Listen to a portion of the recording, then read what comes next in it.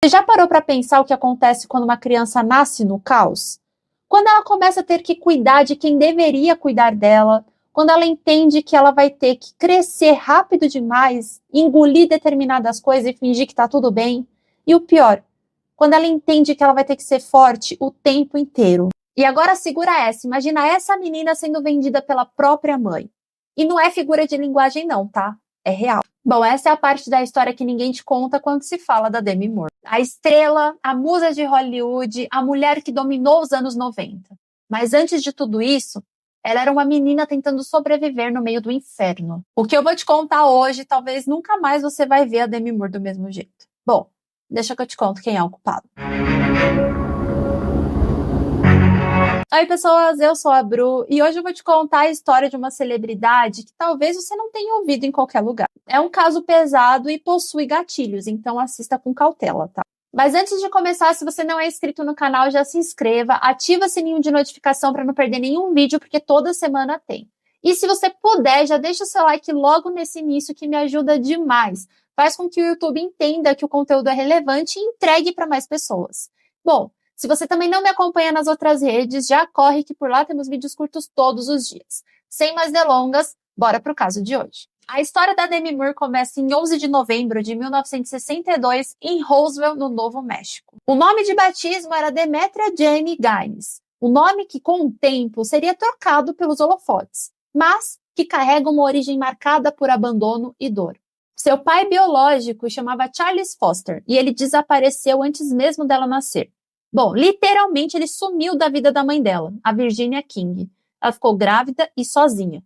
Pouco depois, a Virginia se casou com um homem chamado Danny Gaines, que assumiu a paternidade. Mas junto com o sobrenome, ele trouxe também instabilidade, desemprego, alcoolismo e uma rotina de mudanças constantes. Segundo a própria Demi, foram mais de 40 casas diferentes durante a infância. A cada mudança, uma fuga de brigas, dívidas e fracassos. Nunca tinha tempo de chamar algum lugar de lar, de criar raízes, de conhecer pessoas, e dentro de casa era sempre uma tensão constante. A Virginia e o Danny viviam mergulhados no álcool e nas drogas, e as brigas, as discussões eram sempre muito explosivas e também violentas. E no meio desse caos todo viviam duas crianças, a Demi e o seu irmão mais novo, o Morgan. Crianças que aprenderam cedo demais que precisariam cuidar de si mesmas. A Demi se viu ainda menina tentando manter a mãe viva, impedindo que ela se suicidasse. E uma das vezes mais marcantes, ela conta que precisou enfiar os dedos na garganta da mãe para que a mãe vomitasse, pois ela tinha ingerido diversos comprimidos. Esse tipo de cena se repetia com frequência. Ela acompanhava a mãe em bares e dava sermões para que a mãe parasse de viver essa vida, como se ela fosse a mãe e não a filha. Essa inversão de papel para a criança não é nada saudável. Para um adulto já não é, você imagina para uma criança. Aos 15 anos, o novo trauma rasgou o que restava, se é que restava alguma coisa da sua adolescência. Ela foi abusada sexualmente por um conhecido da família, e o que já era muito brutal se tornou pior. O seu abusador olhou no fundo dos seus olhos e disse: "Como é saber que a sua mãe te vendeu por $500? Na hora, Demi quis acreditar que aquilo era mentira, que era só mais uma forma de tentar machucá-la, mas com o tempo a verdade foi vindo à tona. Ela percebeu que a mãe sabia e que havia consentido. E dentro dela, algo realmente se quebrou de vez. Foi nesse período que a estrutura emocional dela começou a ruir. Vieram os cortes, os vícios, os silêncios. A adolescência da Demi foi marcada por tentativas desesperadas de apagar o que ela tinha vivido. E então, aos 16 anos, ela largou a escola. Ela já tinha passado por tanta coisa que estudar parecia um luxo que não fazia mais sentido. Foi nessa época que a família se mudou para West Hollywood e ali parece que pela primeira vez uma luz se acendeu. A Demi conheceu uma jovem atriz famosa, cheia de atitude, chamada Natasha Kinski, que era sua vizinha. As duas ficaram muito próximas e foi a Natasha que incentivou a Demi a começar o teatro. Pela primeira vez, a Demi viu então o caminho, a chance de se tornar alguém, de viver como alguém que não fosse vítima de uma situação tão terrível. Mas o que ninguém imaginava é que mesmo depois da fama, depois de todo o sucesso, do rosto estampado em revistas, a dor não sumiria, ela apenas trocaria de roupa. A Demi mergulhou de cabeça nesse novo mundo. Ela começou a estudar atuação, ela começou a fazer figuração, começou a tentar trabalhos de modelo, qualquer coisa que fizesse, ela realmente ter uma oportunidade de ser vista. E aí, com o tempo, ela assinou um contrato com uma empresa chamada Elite Models, que era uma agência das mais famosas, mais conhecidas na época. Aos olhos de fora, parecia que era um grande sucesso, que as coisas estavam começando a fluir, que tudo ia decolar. Mas já nesse momento, já tinham coisas ali sendo varridas para debaixo do tapete. Ainda jovem e menor de idade, a Demi foi convencida a fazer um ensaio fotográfico completamente nua. Venderam para ela aquilo como um glamour europeu, como se todo artista passasse por isso. Só que com o tempo ficou muito claro que aquilo não era arte, era exploração. Era uma adolescente sendo sexualizada, colocada numa situação de exploração onde nunca deveria ter sido colocada se o ambiente ao redor dela fosse minimamente ético. Décadas depois, essas fotos voltaram a circular e foram vendidas no mercado japonês sem o consentimento dela. E aí veio à tona um debate urgente, o quanto a indústria do entretenimento normalizou o abuso de meninas jovens em nome do estrelato. A Demi não foi a única. A história dela ecoou de outras atrizes, como a Brooke Shields, por exemplo, que foi exposta em um ensaio erotizado aos 10 anos de idade com o consentimento da própria mãe. Esses casos escancaram uma estrutura podre, meninas vulneráveis, muitas vezes com histórico de abuso, sendo colocadas em situações que mascaravam violência com estética. E tudo isso acontecendo sob a fachada do entretenimento. A Demi raramente falou sobre esse episódio, mas sinceramente ela também nem precisava, né? O silêncio dela dizia mais do que qualquer declaração. Dava para sentir o histórico familiar, a forma como tudo foi conduzido, o trauma, tudo gritava. Aquelas imagens não eram apenas registros do passado. Era um novo capítulo no mesmo ciclo de exploração que ela vivia desde criança. Uma nova camada de dor, só que agora estampada e vendida. Depois de se jogar no mundo artístico com tudo que tinha, a Demi começou a fazer pequenas aparições em videoclipes, em comerciais, em pontas ali, figurações e tudo mais. Até que em 1981 ela conseguiu o seu primeiro papel nos cinemas. Um filme chamado Choices. Era uma produção modesta, mas abriu portas, porque logo depois veio seu papel fixo na novela General Hospital, e dali em diante o nome dela passou a circular com frequência nos bastidores de TV, e cada vez mais nos bastidores de Hollywood. Mas a virada de chave veio mesmo em 1990, no seu papel em Ghost, O Outro Lado da Vida. Foi aquele filme que mudou tudo. E sim, você provavelmente lembra da cena do barro, né? Um ícone do cinema romântico. Aquele momento não só marcou o personagem, marcou a carreira inteira dela. A menina marcada por traumas virou uma estrela internacional. Vieram os papéis de destaques, os contratos milionários, as capas de revistas, os convites para eventos de gala. O que antes parecia impossível, agora era realidade. A Demi estava no topo. E em 1996, ela cravou seu nome na história com um feito inédito. Ela recebeu 12 milhões de dólares para estrelar striptease, se tornando a atriz mais bem paga do mundo na época. Só que esse marco histórico veio acompanhado de um preço altíssimo. O filme foi duramente criticado, massacrado pela imprensa e fracassou nas bilheterias. No lugar de aplausos, vieram piadas. E no lugar do reconhecimento veio o troféu de framboesa de ouro de pior atriz. A mídia que pouco tempo antes a tratava como uma deusa, virou a cara de uma hora para outra. E para alguém que carregava desde sempre feridas profundas na autoestima, essa queda pública não foi profissional, mas ela também foi emocional. Foi como se o chão abrisse de novo e ela caísse em mais um abismo, um que ela de fato já conhecia muito bem. Enquanto o mundo acompanhava a trajetória meteórica da Demi Moore nos cinemas, um conflito muito mais cruel acontecia fora das câmeras. Longe da maquiagem, das entrevistas e dos aplausos, era o tipo de batalha que não parecia em manchete, mas deixava cicatrizes. Com o tempo, a cobrança estética virou obsessão. Não era só uma questão de vaidade, era uma exigência imposta todos os dias por uma indústria que enxergava mulheres como algo descartável a partir do momento que sinais do tempo começavam a aparecer. A Demi começou a submeter a dietas absurdas, rotinas de treino exaustivas, procedimentos estéticos, cirúrgicos, tudo para atender a um padrão que não respeita o corpo real, nem o tempo e nem a dor. Ela passou a se relacionar com homens mais jovens e não porque buscava aventura, mas era como uma forma desesperada de sentir que ela ainda era desejada. Havia uma tentativa constante de se provar, de se validar, não só como atriz, mas como mulher. E isso não nascia do ego, nascia de um vazio antigo e profundo. Aquele tipo de carência que começa quando a infância é negada, quando o afeto vem com condicionais, quando o amor nunca é garantia. Ela estava lutando contra o espelho, mas na verdade era uma menina esquecida que implorava por um olhar gentil. O que torna tudo ainda mais grave é que enquanto tudo isso acontecia, os traumas dela continuavam em silêncio. Enquanto fãs, revistas, a mídia viam uma estrela, dentro dela ela via uma garota de 15 anos que ainda carregava um trauma muito antigo e com muita dor. A Demi Moore, aos 15 anos, foi violentada por um conhecido da família. O pior é o que o abusador disse olhando nos seus olhos.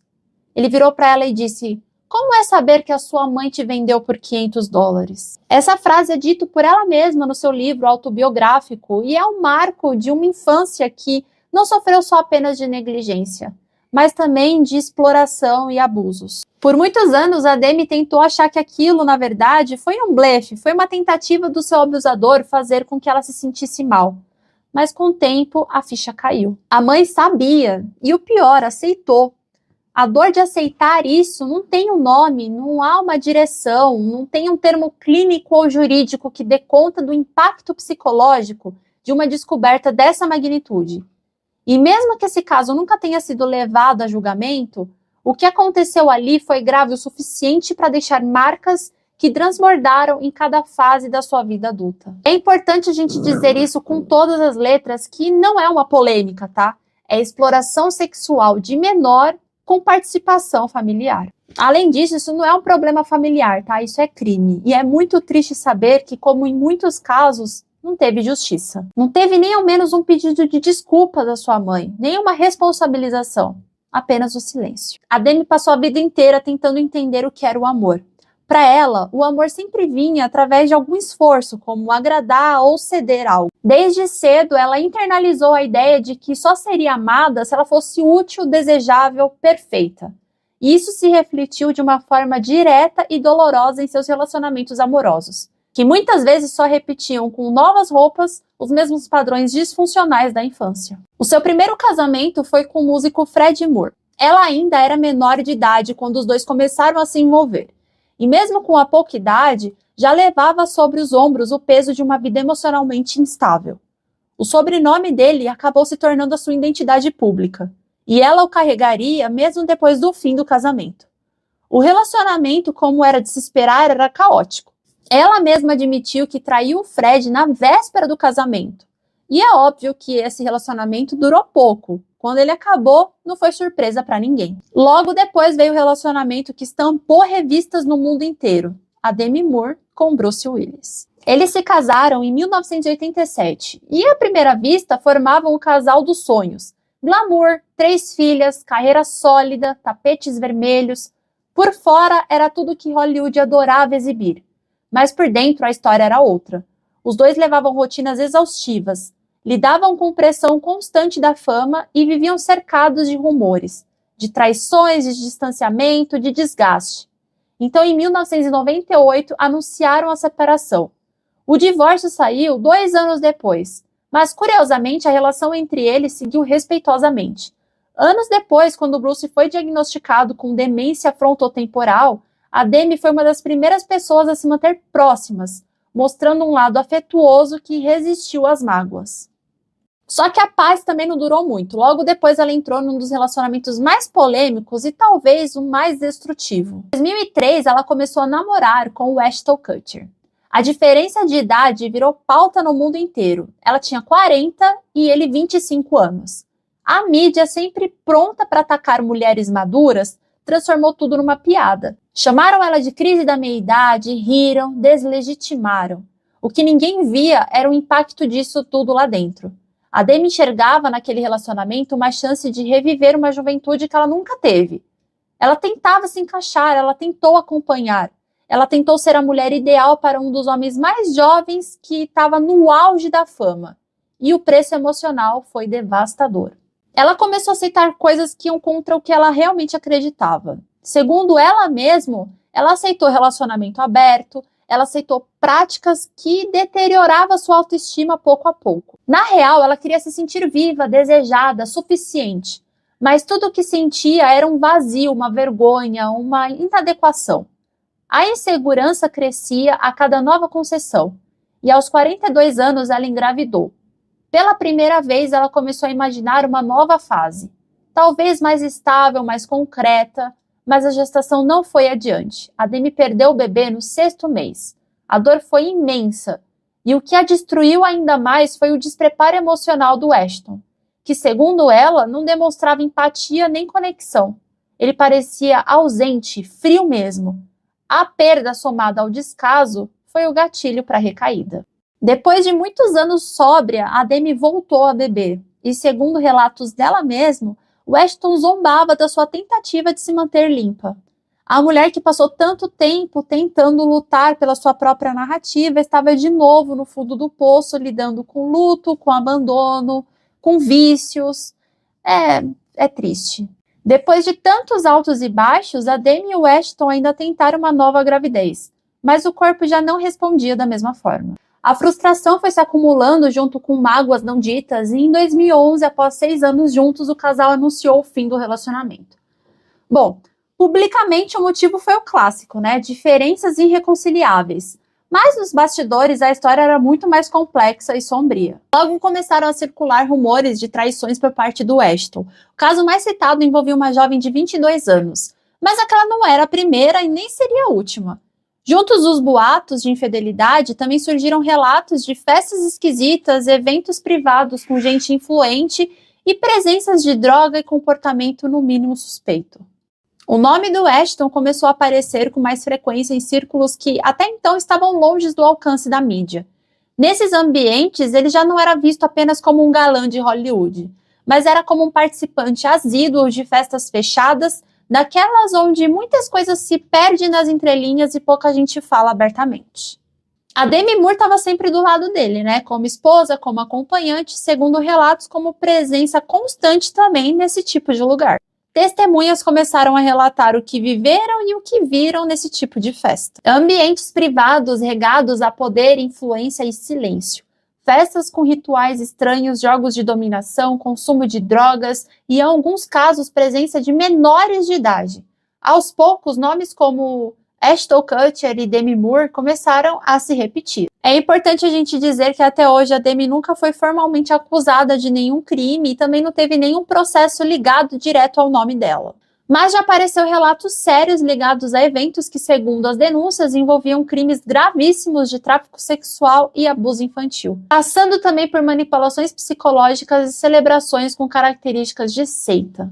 E é aí que a história ganha outra camada, que é o caso do P. Diddy, que a gente conhece muito bem. Se você não acompanhou todo o julgamento, eu vou deixar aqui o linkzinho do vídeo para você assistir. Depois de anos, a Demi tentando reconstruir a sua imagem, acabou que algo do passado veio à tona e no momento pior possível para se voltar. Em 2020, um vídeo antigo viralizou na internet e nele a Demi aparece ao lado de um ator mirim chamado Philip Tanzini, com quem ela contracenou na novela General Hospital. A gravação foi feita durante uma festa de aniversário do garoto, que na época tinha apenas 15 anos. A Demi, com 19, troca beijos com ele diante das câmeras, enquanto o menino declara que a ama. As imagens rodaram o mundo todo e algumas pessoas começaram a relativizar a situação, dizendo que eram outros tempos, ninguém estava fazendo nada forçado. E outros levantaram alertas de que aquilo hoje em dia se chama assédio de menor. O debate explodiu nas redes sociais e assim, as coisas começaram a ficar meio sem contexto, porque aquilo era uma encenação, era um improviso, era um bastidor. E a gente ficou sem saber, porque nem a Demi nem o garoto se pronunciaram sobre. E é óbvio que o silêncio pesou, porque nessa altura, né, a indústria do entretenimento já vivia os ecos do movimento Me Too. E toda situação que tinha abuso, mesmo que antigo, passou a ser revisitado com outros olhos e corretíssimo, né? Entre tudo isso, um depoimento chocante veio à tona, de uma mulher chamada Ellie Carter. Ela contou que, ainda jovem, foi convidada para um evento que parecia uma festa glamurosa de networking. Mas o que aconteceu foi um ambiente carregado de tensão, manipulação e medo. Segundo a Ellie, O cenário era digno de um pesadelo. Meninas muito novas circulando desorientadas, drogas sendo distribuídas abertamente e pessoas desmaiadas em quartos trancados. Ela afirma que viu a Demi Moore lá, não apenas como convidada, mas como alguém que estava à vontade naquele ambiente. Ela disse que a atriz interagia normalmente como se aquilo fosse parte da sua rotina, e que o Ashton estava junto. A ele descreveu tudo isso como um sistema, algo muito além de uma festa descontrolada. Parecia mais uma seita. Foram as palavras dela, no caso, né? Segundo o relato, havia aliciamento, tráfico internacional e vítimas trazidas de outros países com promessas falsas de fama e oportunidade. Muitas delas menores de idade. Complicado porque, como eu disse, né, ela não teve nada formalmente acusado contra ela, mas esse silêncio todo, essas coisas todas que ela vivenciava, que ela via, e ela não denunciar, para mim, enfim, tem uma participação aí, né? O ponto é que como que a Demi Moore, que passou por tanta coisa na infância, vivenciou tanta coisa, podia estar associada e frequentar esse tipo de lugar, né? Foi nesse momento que outro nome trouxe ainda mais tensão na história. O Courtney Barks, que é um ex-empresário da indústria musical, afirmou ter recebido diretamente da Kim Porter, que é a ex-namorada do Diddy, né, uma série de fitas e anotações detalhadas sobre o que realmente se passava por trás da fachada luxuosa do rapper. A Kim morreu em 2018 em circunstâncias consideradas suspeitas por pessoas próximas. Apesar do laudo ter dado ali pneumonia, a gente sabe que foi bem esquisito e algumas pessoas acreditam que, na verdade, isso foi uma tentativa de silenciar ela, né? Que deu certo.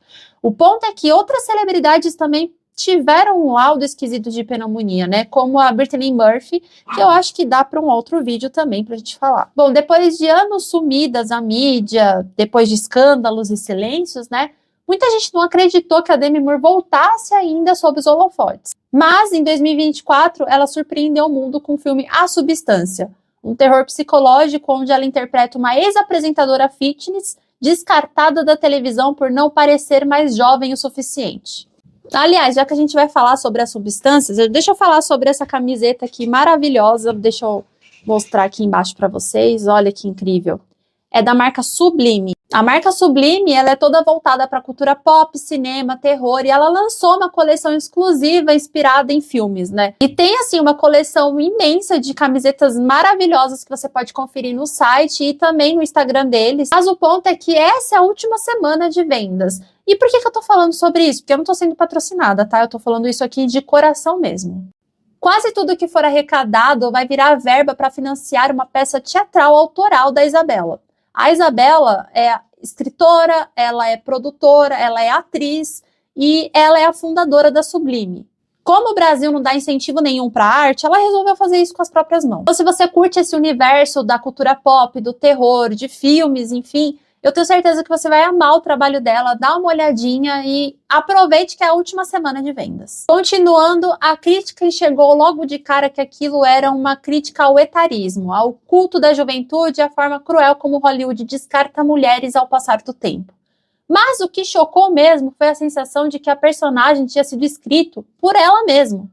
No filme, a protagonista se submete a um tratamento experimental que promete restaurar a sua juventude. Se você não assistiu, vale a pena assistir. Mas ao longo da trama, ela perde o controle do próprio corpo, da mente e da idade. Quem assistiu vai entender que aquilo não era apenas uma metáfora, tá? Era um espelho, era um reflexo da própria Demi. A atuação foi intensa e rendeu à atriz a sua primeira indicação ao Oscar em 2025. Essa volta ao cinema e esse sucesso todo fizeram com que algumas pessoas começaram a se questionar se isso foi, de fato, uma coincidência ou algo para tentar abafar o que tinha acontecido em relação ao P. Diddy. Eu particularmente acho que é uma coincidência, enfim, uma coisa não tem nada a ver com a outra. Até hoje a Demi Moore nunca respondeu publicamente a nenhuma das acusações. Ela não deu entrevista, ela não lançou nenhuma nota oficial, ela não tentou esclarecer o que é a verdade, o que é invenção. E esse silêncio acabou virando mais barulhento do que qualquer outra resposta. E no fim das contas, as dúvidas são inevitáveis, né? A Demi Moore sabia? Ela realmente participou? Ela cobertou? Ou ela apenas fez o que fez a vida toda? Tentou sobreviver e não cair? A gente não sabe se ela fez parte diretamente disso, né? Mas a gente sabe que ela estava lá. E o que assusta também é que muita gente estava lá, sabia e também se manteve em silêncio. Ninguém teve coragem de fazer nada, né? Se você chegou até aqui, deixa a sua opinião nos comentários. Eu quero muito saber se você acha que a Demi Moore tá ligada em alguma coisa em relação ao pedir e tudo mais, que, né, foi absolvido dos crimes mais graves, como a gente já viu no vídeo, que inclusive falo novamente, se você não viu, vou deixar aqui nos cards também para você assistir, tá? E, enfim, a questão dele, eu já acho que é o dinheiro, né? O dinheiro compra tudo. Mas o ponto aqui é ela. O que você acha? Qual que é a sua opinião sobre ela? E o que ela enfrentou no passado é inegável, né? É muito pesado, muito delicado. Mas e o que ela fez a partir daí? O que você acha? Ah, e deixa aqui nos comentários se você quer que eu trago também sobre o caso da Brittany Murphy, tá? Muito obrigado por você ter assistido até aqui e até o próximo vídeo. Tchau, tchau.